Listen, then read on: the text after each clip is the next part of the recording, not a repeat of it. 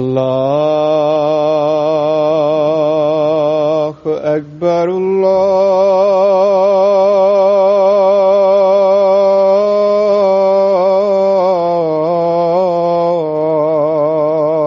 الله أكبر الله أكبر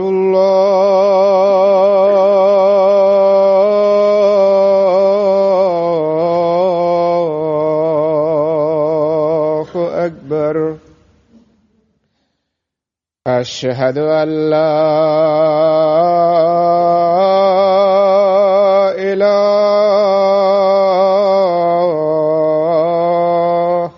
إلا الله. أشهد أن لا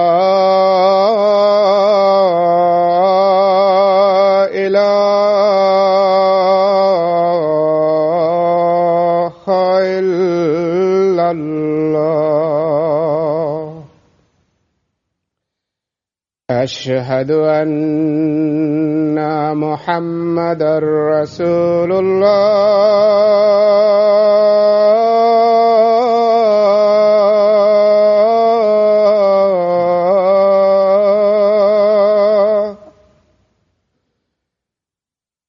أشهد أن محمدًا رسول الله.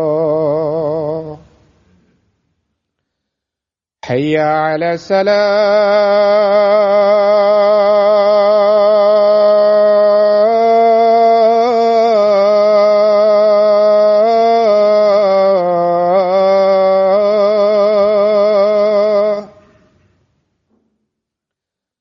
حي على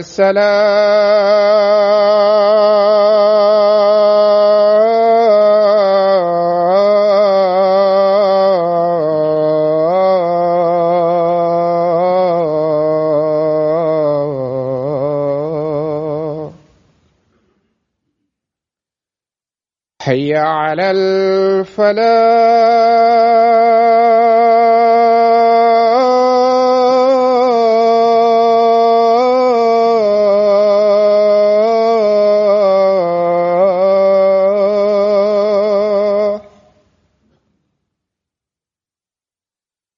حي على الفلاح.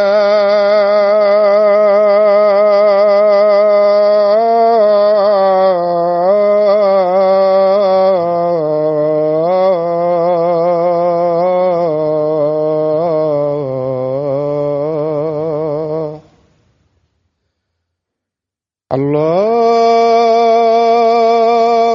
أكبر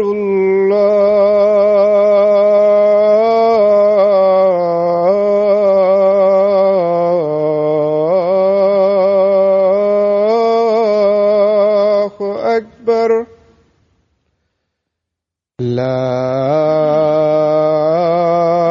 إله إلا الله.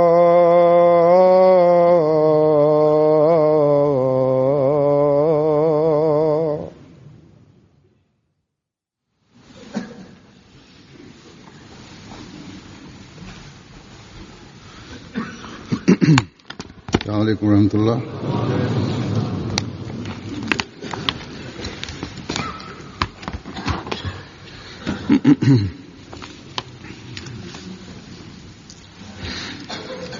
أشهد أن لا إله إلا الله وحده لا شريك له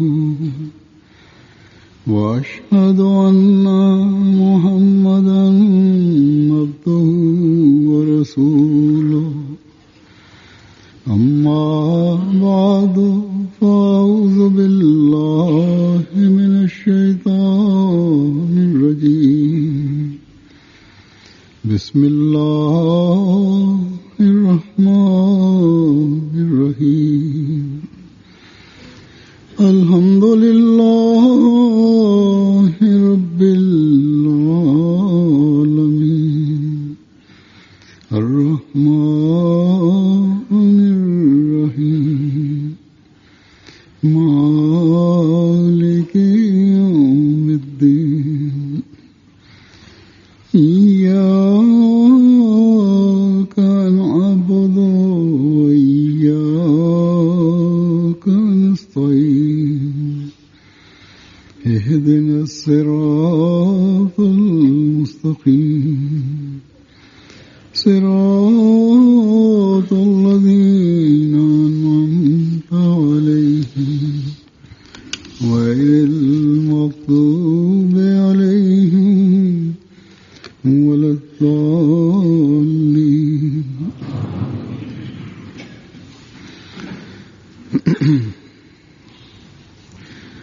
कुछ दिन हुए एक दीनी और तरबियती अमूर का एक जायजा इत्तेफाक से Quelques jours de लेकिन cela, उतदर के साथ बातों में alors que मेरे je सामने parlais आया avec un responsable sur la situation religieuse et spirituelle de la communauté, il y a quelques points qui sont venus à ma connaissance. मुझे ख्याल हुआ Et j'ai demandé à ce responsable de me présenter un rapport en écrit à ce sujet. बाज़ अमूर ऐसे हैं जिन पर मुझे Et en lisant ce rapport, जो j'ai compris que je devais parler sur certains points qui sont importants pour une catégorie des membres de la communauté. ऐसी बातें जो मुतदारों को जरूरत है जिनके लिए Et il y a d'autres points जिस तरह qui sont aussi importants pour les responsables. इसी तरह दुनिया की दूसरी जमातों के लिए भी Ce sont des faits qui sont importants pour la communauté d'ici et cela est aussi important pour les autres jamaat dans le monde entier. जो ज्यादा एक्टिव नहीं है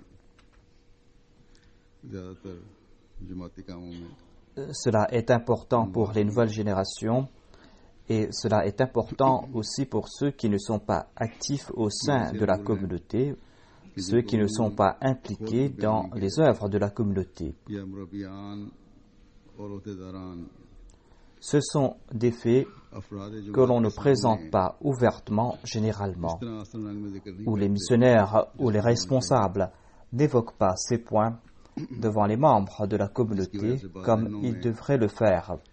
सवाल उठते हैं लेकिन वो सवाल करते नहीं खासतौर पर नौजवानों में Et c'est pour cette raison qu'il y a ces questions qui trottent dans la tête des gens, कि जमाती माहौल mais ces personnes n'osent pas poser ces questions.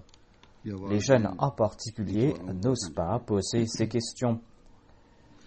Ils ne posent pas ces questions parce que l'atmosphère de la communauté ou parce que leurs proches ou leurs parents vont croire que ces questions sont déplacées. Ou peut-être que ces jeunes ou ces personnes pensent qu'ils seront en difficulté pour quelque raison que ce soit, alors qu'ils auraient dû poser ces questions aux missionnaires ou aux responsables, ou ils auraient pu poser ces questions aux responsables de leurs organisations auxiliaires, ceux qui appartiennent à la Khudam al-Ahmadiyya, à la Lajna Imaïla auraient pu poser ces questions aux responsables de ces départements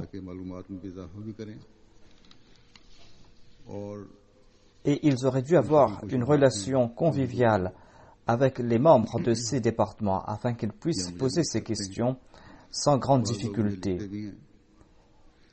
afin qu'ils puissent accroître leur connaissance et afin qu'ils puissent aussi dissiper leurs doutes et leurs malentendus. Ces personnes auraient dû m'écrire et d'aucuns m'écrivent directement. Des gens m'écrivent de l'extérieur, des gens m'écrivent d'ici aussi, tout en faisant preuve du plus grand respect. Et je réponds à leurs questions. En tout cas, J'ai aussi compris que certains responsables ne connaissent pas en détail leurs obligations ainsi que les pouvoirs qui leur sont conférés. Et ces responsables n'accomplissent pas leurs devoirs comme ils devraient le faire. Le premier point que je voudrais évoquer concerne la doctrine, la croyance et la connaissance que l'on doit posséder à ce sujet, car nous devons comprendre pourquoi nous avons telle ou telle croyance et pourquoi est-ce qu'on nous demande d'accomplir telle ou telle action. Il faut savoir pourquoi on nous demande d'accomplir ces actions et pourquoi cela est important pour un musulman ahmadi. Par exemple, il y a les sacrifices financiers. Les gens veulent connaître davantage à ce sujet. Ensuite, il y a les responsabilités des titulaires de poste au sein de la communauté. Comment doivent-ils assumer leurs responsabilités et quels sont les pouvoirs qui leur sont conférés? Je veux attirer votre attention concernant ces deux points. Le premier point que je veux évoquer concerne la doctrine ou les croyances d'un Ahmadi. Il est important pour un Ahmadi de connaître tout cela. Généralement, on en fait mention, mais cela ne se fait pas avec l'attention requise ou en considérant le fait que nous devons aussi faire l'éducation religieuse des membres de notre communauté. Et l'on pense généralement que celui-là est un Ahmadi de naissance et il doit connaître certainement l'objectif de l'avènement du Messie promis à l'Islam. Et il sait pourquoi il est important d'accepter le Messie promis à l'Islam. Les nouveaux venus connaissent cela très bien parce qu'ils ont fait des recherches à ce sujet, parce qu'ils ont lu à ce sujet. Mais quant à ceux qui ne sont pas actifs au sein de la communauté, quant à ceux qui ne sont pas présents pour les ijtima, pour les jalsa, et partout dans chaque pays, il y a des personnes de cette catégorie. Même s'ils sont peu en nombre, ces personnes existent et nous devons nous soucier à propos de ces personnes.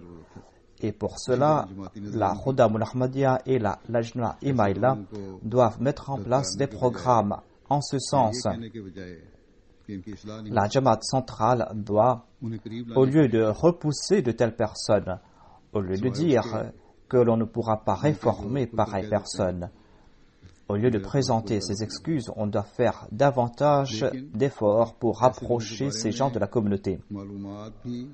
Sauf dans le cas de celui qui déclare ouvertement que je n'ai aucune relation avec votre communauté. Mais l'organisation centrale de la Jamaat doit informer les départements auxiliaires à propos de telles personnes. On doit informer les organisations auxiliaires à propos de telles personnes, car des fois c'est en raison du comportement rigoriste des anciens membres de la communauté que d'aucuns s'éloignent de la Jamaat. Les organisations auxiliaires ou ceux qui ont le même âge que ces personnes pourront réformer ces personnes. Et là où on a utilisé cette méthode, par la grâce de Dieu, on a remporté du succès. Dans certaines régions, certains secrétaires de la Tarbiya ont organisé des rencontres qui étaient en accord à la psychologie de ces personnes ciblées. Et cela a eu des résultats très positifs. On a eu de très bonnes réactions de la part de ces personnes qui étaient ciblées. En tout cas, on doit faire de son mieux afin de protéger tout Ahmadi de l'égarement. C'est la responsabilité de tout titulaire de poste, de tout missionnaire. C'est la responsabilité des organisations centrales et auxiliaires. Après ce principe que je viens d'évoquer, le premier point que je veux évoquer est quelque chose qui a trait à la connaissance des Ahmadis. Tout Ahmadi doit savoir quel est le but de l'avènement du Messie premier alayhi salam et pourquoi il est important de l'accepter. Et j'ai cru qu'il était plus approprié de présenter les paroles du Messie premier alayhi salam à ce sujet. Le Messie premier salam déclare: j'ai été envoyé afin que je puisse rétablir de nouveau la gloire perdue du saint prophète Mohammed sallallahu alayhi wa sallam, et afin que je puisse montrer au monde la vérité du Saint-Coran. Et tout cela est en train de se faire. Mais ceux dont les yeux sont recouverts d'un voile ne peuvent pas voir cela, alors que cette communauté brille à l'instar du soleil. Et ceux qui sont témoins des signes en sa faveur sont légion. Si l'on réunit tous ces témoins, leur nombre dépassera de loin la taille d'une armée d'un roi. Et il m'est impossible d'évoquer tous ces signes. Il m'est impossible d'évoquer tous les signes qui sont apparus en faveur de cette communauté. Puisqu'on a calomnié de manière outrageante l'islam, Dieu a montré dans la même ampleur la grandeur de cette communauté. Et cela ne s'est pas arrêté au cours de la vie du Messie premier salam.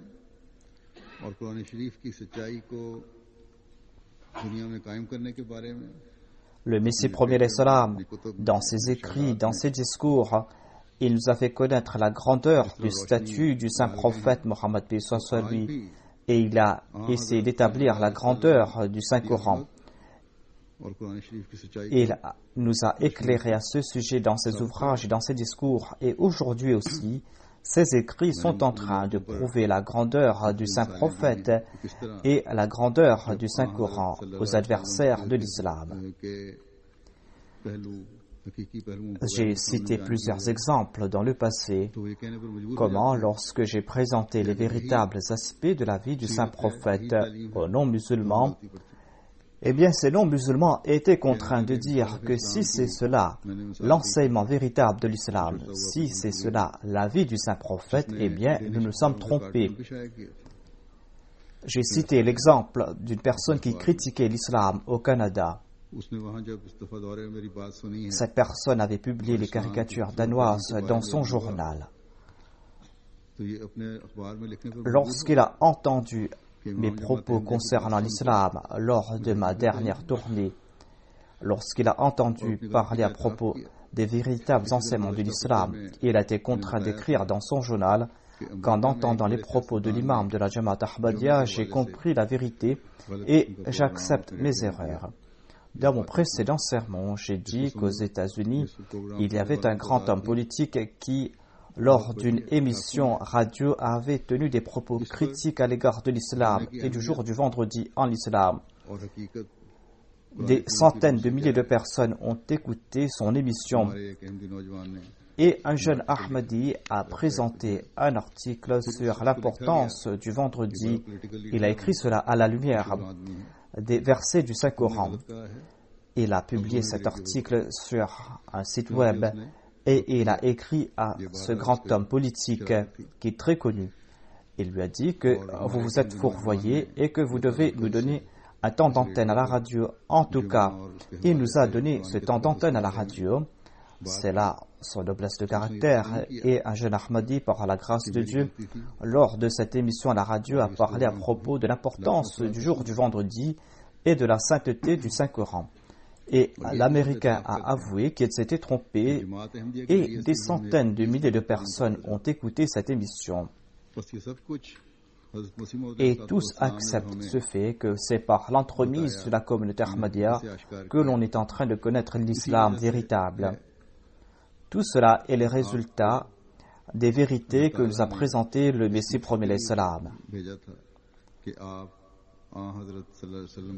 Dieu avait envoyé le Messie premier salam pour accomplir cette tâche, notamment de faire connaître au monde la grandeur du statut du saint prophète Mohammed sallallahu alayhi wa sallam, de faire connaître au monde les véritables enseignements du Saint-Coran. Ainsi, par l'entremise du Messie premier salam, on est en train de rétablir la grandeur et l'honneur du saint prophète de l'islam et du Saint-Coran. Ainsi, il n'y a pas de raison pour lesquelles nous devons être victimes d'un quelconque complexe d'infériorité. Et les jeunes doivent être braves. Là où les jeunes sont actifs, ils sont en train de clouer le bec des adversaires de l'islam. Et nous devons aussi connaître la raison pour laquelle il est important d'accepter le Messie premier alayhi salam. Des jeunes de 13 ou de 14 ans nous posent ces questions à ce sujet et les parents n'arrivent pas à répondre à leurs questions. Je vais expliquer cela de nouveau à la lumière des écrits du Messie premier alayhi salam. Le Messie premier alayhi salam a expliqué tout cela en détail et les organisations auxiliaires pourront utiliser ce texte pour expliquer cela aux autres. À une occasion, certains mollahs ont demandé au Messie premier alayhi salam que nous sommes nous aussi musulmans, nous prions, nous jeûnons, nous croyons en Dieu, dans le Saint-Coran et en son prophète. Pourquoi nous est-il nécessaire de vous accepter comme Messie? Le Messie premier alayhi salam a déclaré: celui qui prétend croire en Allah, son livre et son messager, mais qui ne pratique pas les préceptes divines, ayant trait à la salat, le jeûne, le pèlerinage, la zakat, la taqwa et la piété, la personne qui fait fi des directives sur la purification de l'âme, de l'abandon du mal et de l'acquisition du bien, celui-là n'est pas digne d'être appelé musulman, et celui-là ne porte pas la parure de la foi. S'il se dit musulman mais qu'il ne pratique pas ses préceptes, s'il n'abandonne pas le mal, s'il n'accomplit pas de bonnes œuvres, eh bien, cette personne ne mérite pas le titre de musulman et cette personne ne porte pas la parure de la foi. Le Messie premier alayhi salam déclare: de même, celui qui n'accepte pas le Messie promis ou celui qui ignore la nécessité de l'accepter ignore aussi la réalité de l'islam ainsi que l'objectif de l'avènement d'un prophète. Il ne mérite pas le titre de vrai musulman et il n'est pas le disciple loyal de Dieu. Cette personne ne mérite pas le titre de vrai musulman et de disciple loyal et obéissant de Dieu et de son prophète. Par l'entremise du saint prophète Mohammed sallallahu alayhi wa sallam, Allah l'exalté a prescrit des commandements dans le Saint-Coran. De même, il a souligné l'importance de l'avènement du dernier calife durant les derniers temps. Et il a affirmé que ceux qui n'accepteront pas ce calife et se retourneront contre lui seront des pécheurs. Les propos du Saint-Coran et des hadiths ne diffèrent pas à ce sujet. Il n'y a point de divergence à ce sujet car les hadiths ne sont que l'exégèse du Saint-Coran.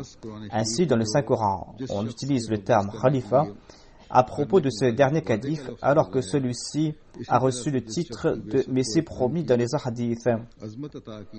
Quel type de musulman est celui qui dit qu'il n'a pas besoin d'accepter celui dont le Saint-Coran annonce avec gloire son avènement?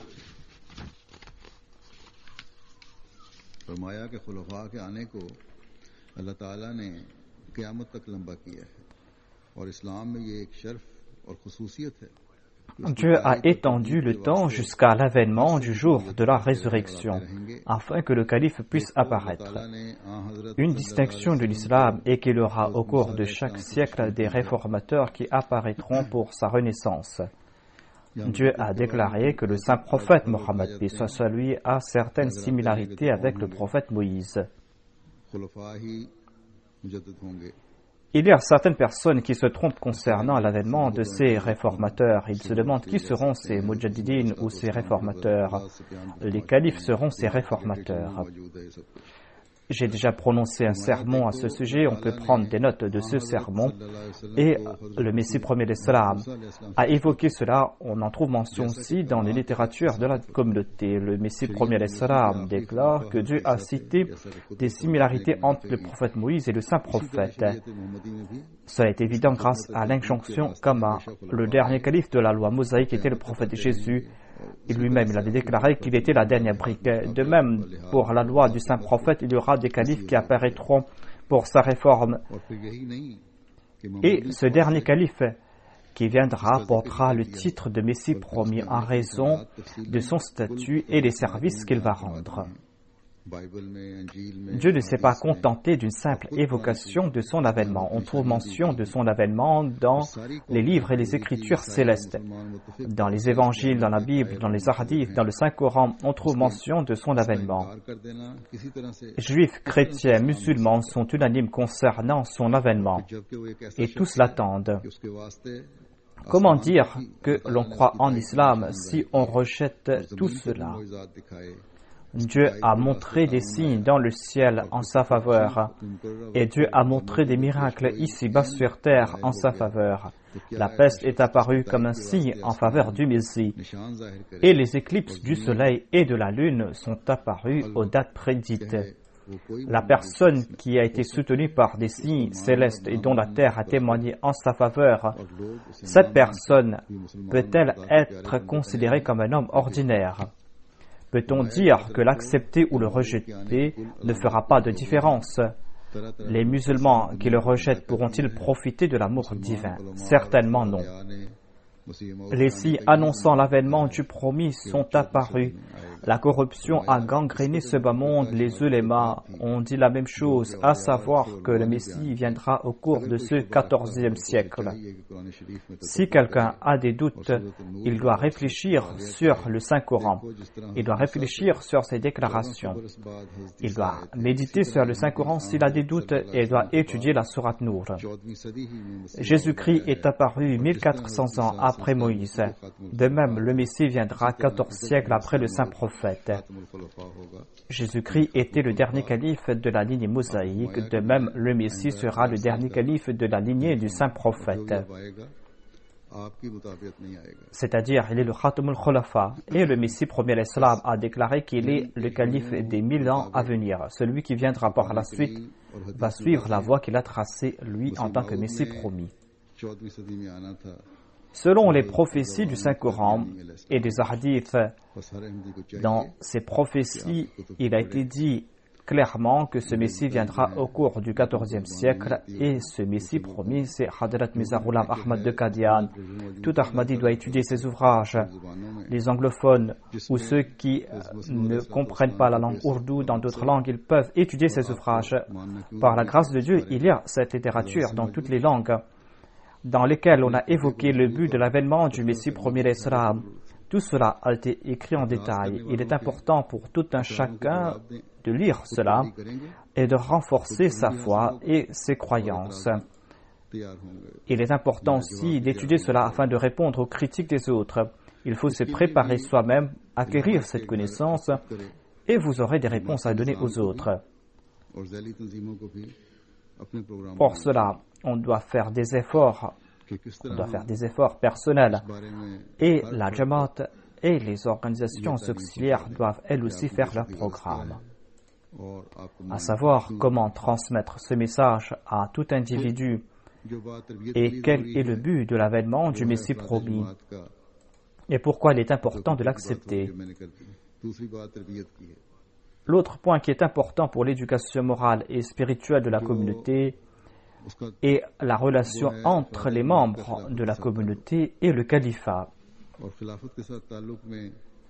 Cette relation entre les membres de la Jamaat et le califat est quelque chose de très important. Aujourd'hui, par la grâce de Dieu, nous avons la MTA qui est un moyen pour rétablir cette relation. De même, il y a le site web Al-Islam. Tout Ahmadi doit essayer de s'y cramponner, en particulier les jeunes, les hommes et les femmes. Tous doivent essayer de se cramponner au califat. L'organisation centrale de la Jamaat et les départements auxiliaires doivent aussi travailler en ce sens. Il y a un grand nombre d'Ahmadis très sincères et fidèles par la grâce de Dieu. Ils sont présents ici dans la mosquée. Ils viennent ici au prix de grands efforts pour écouter le sermon. Et partout dans le monde, par l'entremise de la MTA, il y a des gens qui écoutent ces sermons régulièrement. Il y a ceux qui me disent qu'ils écoutent ce sermon à 2 ou 3 reprises. Mais il y a quand même un grand nombre de personnes qui n'écoutent pas ces sermons. Même ici au Royaume-Uni, Il y a de ces personnes qui n'écoutent pas ces sermons régulièrement et qui ne regardent pas non plus les autres émissions et qui ne participent pas dans les autres programmes de la Jamaat. On a dû prendre des sanctions contre un grand nombre de personnes dans une Jamaat particulière parce que ces personnes avaient commis des actes contraires aux traditions de la Jamaat. Et la Jamaat a pris des sanctions et des mesures à leur encontre. Et lorsqu'on a fait une enquête à ce sujet, l'on a constaté que la majorité de ces personnes n'écoutaient pas ces sermons régulièrement, ou c'étaient des personnes qui n'étaient pas impliquées dans les programmes de la Jamaat, qui ne participaient pas dans les programmes de la Jamaat et de la communauté. Mais puisqu'ils étaient des descendants des Ahmadis, puisque l'Ahmadi a coulé dans leurs veines, c'est pour cette raison que lorsqu'on a pris des sanctions à leur encontre, ils étaient très inquiets. Ils ont écrit des lettres pour demander pardon. Certaines de ces personnes m'ont rencontré et ont pleuré à chaudes larmes. S'il n'était question que de ce bas monde, eh bien, tel n'aurait pas été leur état. Il y a de ces personnes qui sont négligents en raison de leur occupation mondaine. Et lorsqu'on leur fait des rappels, ils ressentent de grands remords en leur for intérieur et implorent le pardon de Dieu. Ce sont des personnes qui essaient de renforcer leur lien avec la Jamaat. Il est important de faire ces rappels. C'est la responsabilité de l'organisation centrale de la Jamaat. C'est la responsabilité des secrétaires, c'est la responsabilité des missionnaires ainsi que des départements auxiliaires. Faites des efforts pour établir des relations personnelles entre les membres de la communauté et le califat. Faites naître cette sincérité, cette fidélité dans le cœur des gens à l'égard du califat. C'est quelque chose qui existe déjà dans le cœur des gens, mais lorsqu'on leur explique cela davantage, ces qualités brillent encore plus. Et si ces qualités étaient couvertes, eh bien, elles remontent à la surface. On retrouve cette fidélité lorsqu'il y a une sanction qui a été imposée. Cette qualité se manifeste avec une plus grande vigueur. Si le département de la Tarbiya encourage ces personnes à être toujours en contact avec le calife, les encourage à écouter les sermons, à suivre les programmes, eh bien, ils vont renforcer leur lien avec le califat et d'autre part, cela va enlever de nombreuses difficultés qui ont trait à la Tarbiya. L'autre point vers lequel je veux attirer votre attention concerne les contributions financières et le rappel à ce sujet. C'est quelque chose que j'ai répété et c'est quelque chose que j'ai dit au secrétaire des finances. Je leur dis de rappeler aux gens que ces contributions financières ne sont pas des impôts. Cela fait partie de ces obligations qui ont été énoncées dans le Saint-Coran. Dans nombre de versets du Saint-Coran, Dieu a annoncé cela. Par exemple, Allah déclare à ce sujet « Fattaqullaha mastata'tum » واسمعوا واعطروا وأنفقوا خيرا لأنفسكم ومن يوق شح نفسه فأولئك هم المفلحون إن تقرضوا الله قرضا حسنا يضاعفه لكم ويغفر لكم والله شكور حليم. Craignez donc Allah autant que vous pouvez et écoutez et obéissez et dépensez pour la cause d'Allah. Cela sera meilleur pour vous. Quiconque est débarrassé de sa propre avarice, ceux-là prospéreront. Si vous faites un bon prêt à Allah, il vous le multipliera et il vous pardonnera. Si vous faites un bon prêt à Allah, il vous le multipliera et vous pardonnera. Et Allah est très appréciateur et il est indulgent.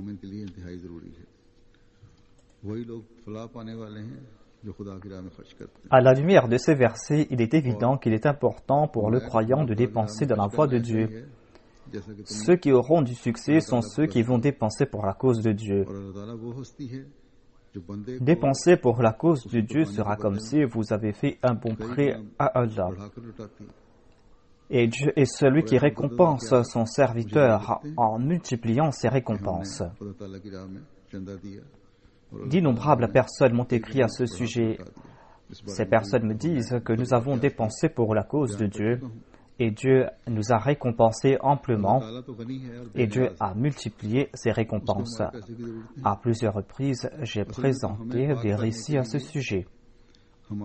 Dieu est indépendant, il n'a pas besoin de notre argent. C'est pour nous purifier, c'est pour voir à quel point nous lui sommes obéissants. C'est pour voir si nous sommes en train de chercher les voies qui mènent à la taqwa. C'est pour voir à quel point nous sommes sincères dans nos déclarations que nous sommes en train de dépenser pour sa cause. C'est pour cela qu'il nous demande de dépenser dans sa voie, de dépenser afin de diffuser le message de sa foi. Il incombe à tout Ahmadi de comprendre l'esprit derrière ces sacrifices. Pourquoi nous sommes en train de contribuer pour sa cause? Si on est en train de contribuer pour plaire au président, au secrétaire des finances, si on est en train de contribuer pour qu'il nous laisse tranquilles, eh bien, de telles contributions ne servent à rien. Si l'on veut contribuer tout simplement pour faire mieux que les autres, eh bien, cela ne sert à rien. Ainsi, si l'on est en train de contribuer pour d'autres raisons que de plaire à Dieu, dans ce cas, cette contribution pourrait être rejetée par Dieu. Ceux qui contribuent pour la cause de Dieu doivent comprendre que c'est là une faveur de Dieu.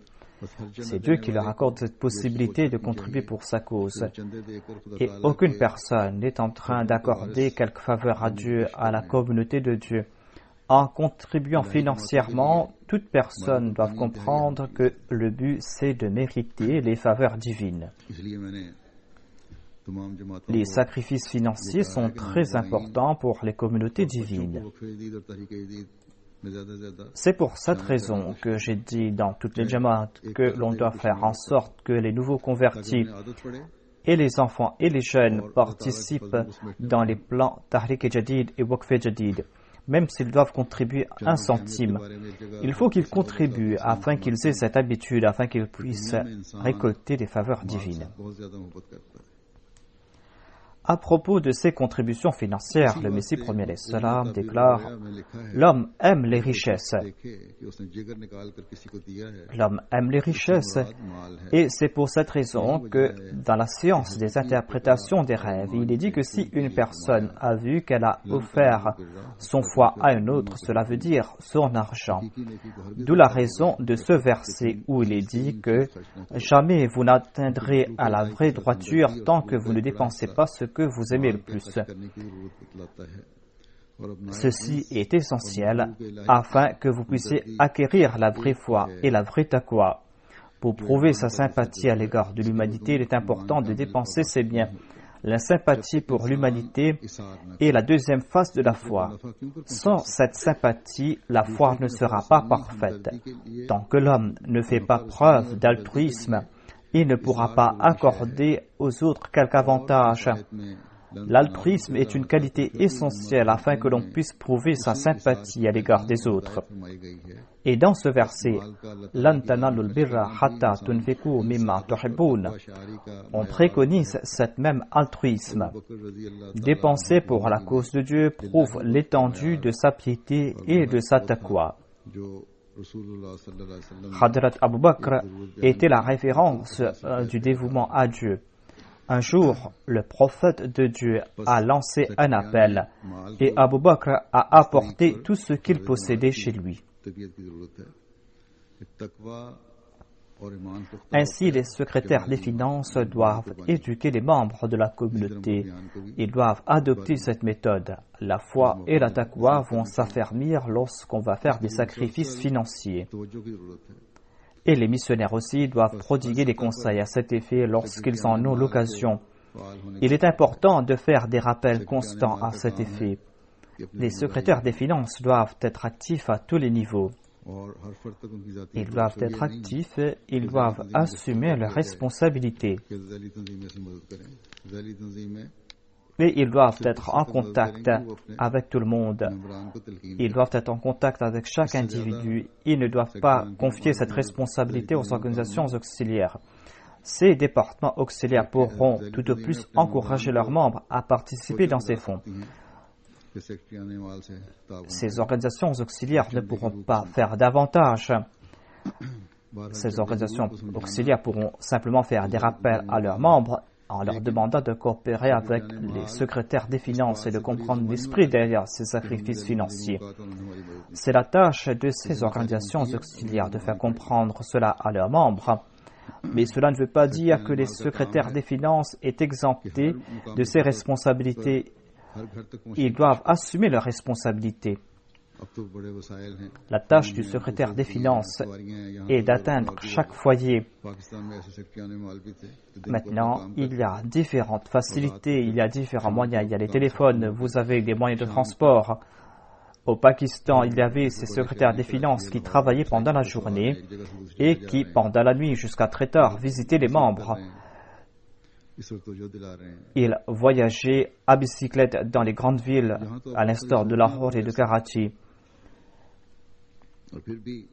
Ils attiraient l'attention des gens à ce sujet. Aujourd'hui, vous avez de nombreuses facilités, mais en dépit de cela, on n'est pas en train de travailler.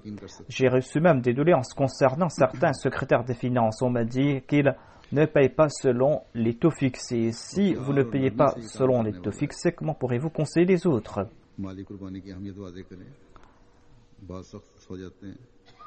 Et c'est une tâche que l'on doit accomplir en faisant preuve d'affection et d'indulgence à l'égard des autres. Il faut expliquer aux autres l'importance de ces sacrifices financiers.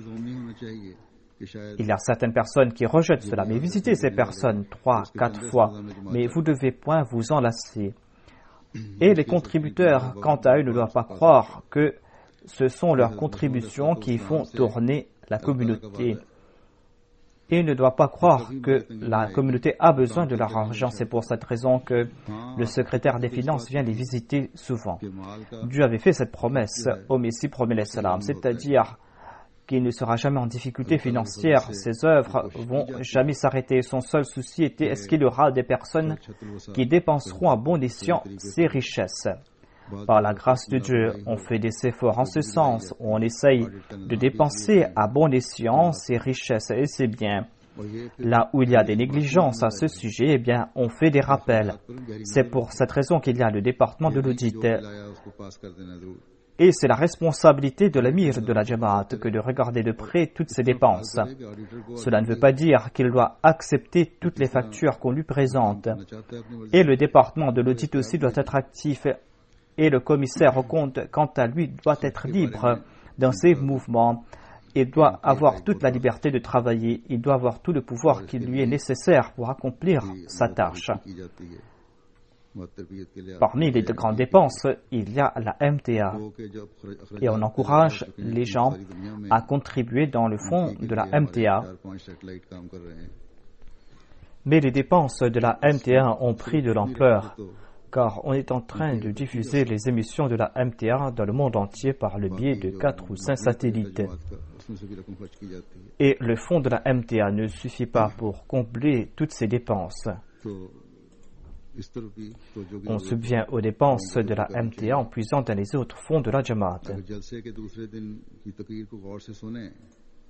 Et il est important d'attirer l'attention des gens à ce sujet.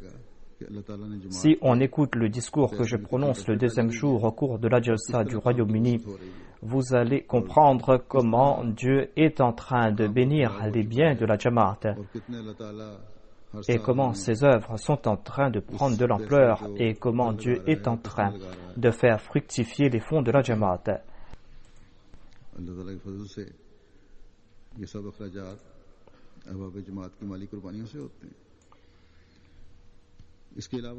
Par la grâce de Dieu, Dieu est en train de subvenir aux dépenses de la communauté grâce au sacrifice financier des membres de la Jamaat. Je veux attirer votre attention concernant certains faits qui concernent l'administration de la communauté. Comme je l'ai dit, il est très important d'écouter les discours et les sermons du calife. Il est important de noter tout cela. Il est important de méditer à ce sujet et les responsables doivent attirer l'attention des membres de la Jamaat à ce sujet et les responsables, eux aussi, doivent être vigilants à ce sujet. C'est la tâche de l'amir de la Jamaat que d'écouter ces sermons, et s'il y a des directives qui ont été données dans ces sermons, s'il y a un aspect de la tarbiya qui a été évoqué, il faut noter tout cela et faire circuler cela parmi les présidents, et il faut faire le suivi jusqu'à quel point on est en train de traduire cela dans la pratique. Il se peut que d'autres Jamaat sont en train d'agir en ce sens, mais selon les rapports que j'ai reçus, seul l'amir de la Jamaat des États-Unis est en train d'agir en ce sens. C'est-à-dire, il note ces points évoqués dans le sermon et envoie cela au président de sa Jamaat. Les autres aussi doivent en faire de même. Le Royaume-Uni est un tout petit pays. Et si l'on travaille en ce sens, eh bien, l'on pourra avoir des résultats très positifs dans toute la Jamaat.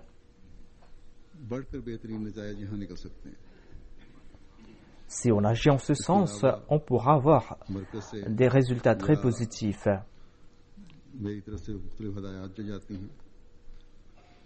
En sus de cela, moi-même, je donne différentes directives, ou le centre aussi envoie des directives, et votre tâche à vous, c'est de transmettre cela immédiatement aux autres, et de faire le suivi, et de demander des rapports à ce sujet. L'amir national du pays ne doit pas se contenter d'élire des amirs régionaux et se croiser les bras en disant que ces amirs régionaux sont en train de travailler à sa place. Il ne doit pas placer toute la responsabilité sur leurs épaules. Ce n'est pas la méthode à suivre. Selon ce que j'ai pu déduire de cette analyse, c'est qu'il y a un écart grandissant entre les Jamaat locales et la Jamaat du centre, c'est-à-dire dans ces pays.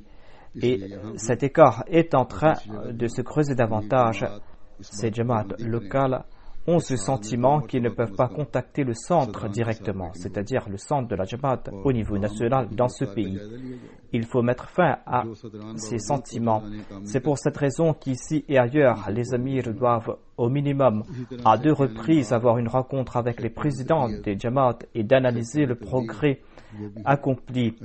Et s'il y a certains présidents qui ne travaillent pas, en dépit de ces rappels, vous devez faire des rapports à ce sujet et m'envoyer cela. Les secrétaires des finances, de la tarbiya et de la prédication doivent avoir des rencontres à 1 ou 2 reprises avec l'amir national pendant l'année.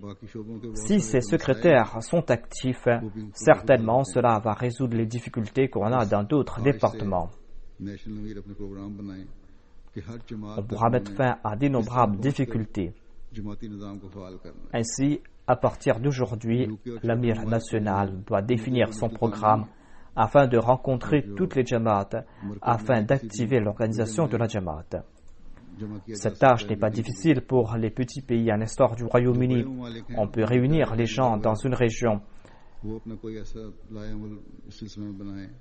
On peut les réunir pour qu'il y ait une rencontre dans les grands pays à l'instar des États-Unis et au Canada.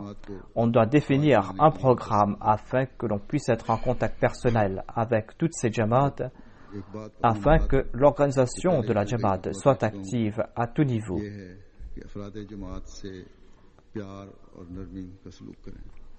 Et le point le plus important que j'ai évoqué auparavant, c'est que l'on doit faire preuve d'amour et de douceur à l'égard des membres de la Jamaat. J'avais prodigué des conseils au cours de la Shura de la Jamaat du Royaume-Uni. J'avais prononcé une allocution et on doit transmettre ce message à tous les responsables et le département du Tabjid doit travailler en ce sens. Chaque responsable, chaque titulaire de poste doit connaître ses responsabilités selon le statut de la communauté.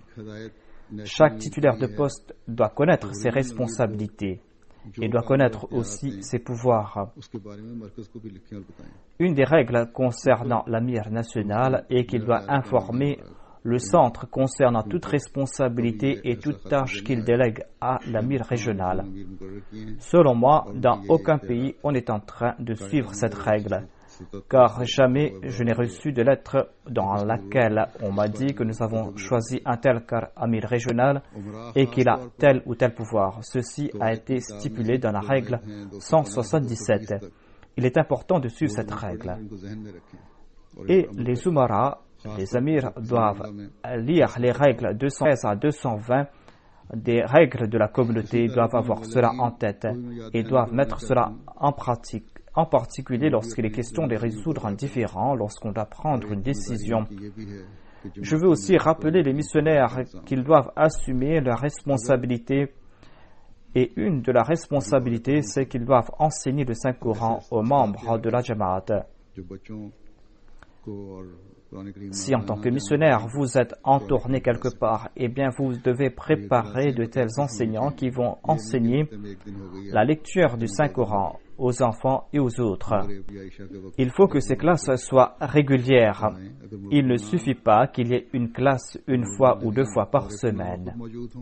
On doit enseigner la lecture du Saint-Coran après la prière de Maghrib ou d'Isha. Si le missionnaire est présent au centre, s'il n'est pas en tournée, eh bien, au centre de la Jamaat, il doit enseigner le Saint-Coran.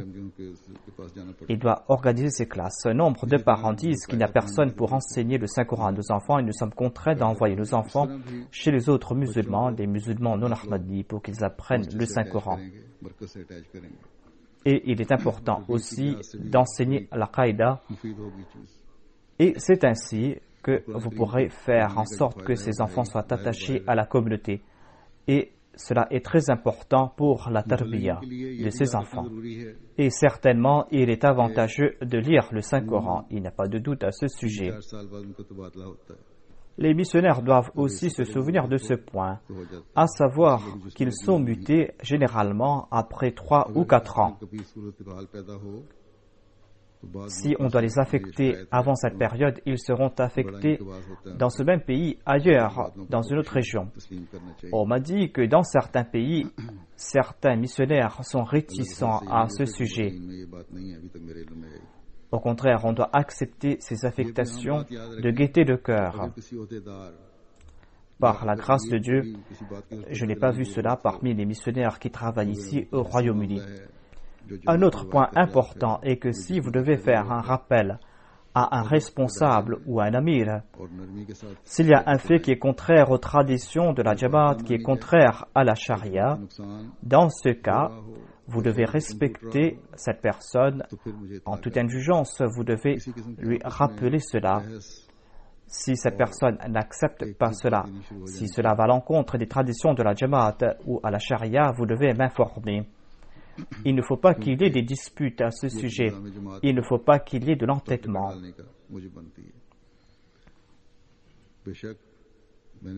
Car cela va nuire au système de la Jamaat. Cela va créer des dissensions au sein de la Jamaat.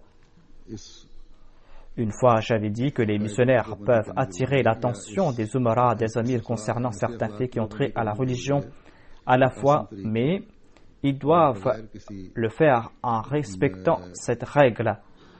Ils doivent faire preuve de courtoisie. Ils doivent présenter cela de la meilleure façon possible. Il ne faut pas créer une atmosphère qui pourra affecter la Jamaat. Qu'Allah accorde la possibilité à nous tous d'être de véritables Ahmadis, que nous puissions assumer nos responsabilités. Après la prière de Juma, je vais diriger la prière funéraire de Madame Aziza Tania Khan Sahiba, qui était l'épouse de Asif Khan Sahib, le secrétaire des affaires extérieures de la Jamaat du Canada. Elle est décédée le 6 août dernier à l'âge de 38 ans. Inna lillahi wa inna ilayhi raji'un. C'était une Canadienne d'origine libanaise. Elle avait embrassé l'Ahmadiyya en 1998. Elle était très active dans le domaine de la prédication. Elle était la secrétaire nationale du tablir de la Lajna Imaila et elle a servi la Jamaat à différents niveaux. Elle était membre de la MTA du Canada. Elle était toujours prête à transmettre le message de l'Ahmadiyya à travers les médias. Elle a visité le Canada et les États-Unis pour accomplir cette tâche et elle présentait le point de vue de l'islam là où elle en avait l'occasion. Elle était enseignante et elle a été choisie comme directrice adjointe de son école. Elle faisait tout pour enseigner les valeurs humaines à ses élèves. Elle avait reçu plusieurs prix en tant qu'enseignante. Elle était très proche du califat et elle participait dans tout plan de la communauté. Elle respectait les règles de la parda et elle avait promis de donner ses organes après son décès.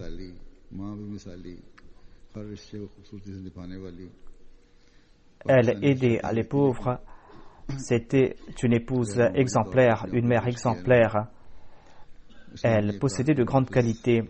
Elle s'était mariée avec un Pakistanais, mais elle s'était ajustée à la société pakistanaise. Elle protégeait les traditions islamiques. Elle était moussia par la grâce de Dieu. Elle a laissé 3 enfants, 3 filles qui sont des Waqifatenao.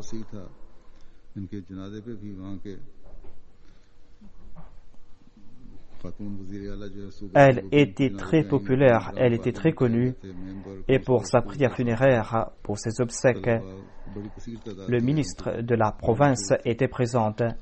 Il y avait aussi des membres du Parlement qui étaient présents. Il y avait des membres de la mairie de son école et ses étudiants qui étaient présents pour ses obsèques. Elle était très connue et très aimée. Tout le monde a fait ses éloges. Qu'Allah lui accorde son pardon et exalte son statut. Qu'Allah accorde patience et persévérance à ses enfants et à son époux. Alhamdulillah, nahmaduhu wa nasta'inuhu wa nastaghfiruhu wa nu'minu bihi wa natawakkalu alayhi wa na'udhu billahi min shururi anfusina wa min sayyiati a'malina. من يهده الله فلا مضل له ومن يضلل فلا هادي له ونشهد أن لا إله إلا الله ونشهد أن محمدا عبده ورسوله عباد الله رحمكم الله إن الله يأمر بالعدل والإحسان وإيتاء ذي القربى وينهى عن الفحشاء والمنكر والبغي يعظكم لعلكم تذكرون اذكروا الله يذكركم وادعوه يستجب لكم ولذكر الله أكبر